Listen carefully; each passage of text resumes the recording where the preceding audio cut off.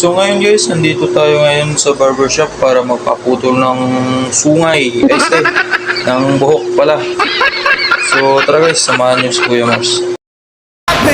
This is how legends are made.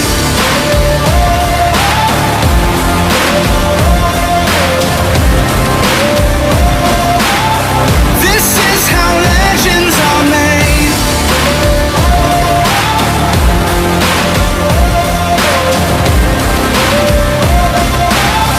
This is how legends are.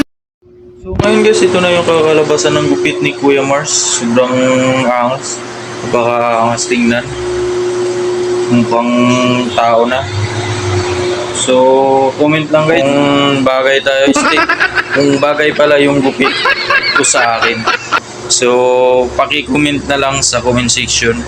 So, yun lang guys, at sana tapusin nyo tong video na to at suportahan nyo yung Facebook page ko, Kuya Mars Vlog. Paki-follow na lang, share, comment, and likes. Yun lang guys, at thank you.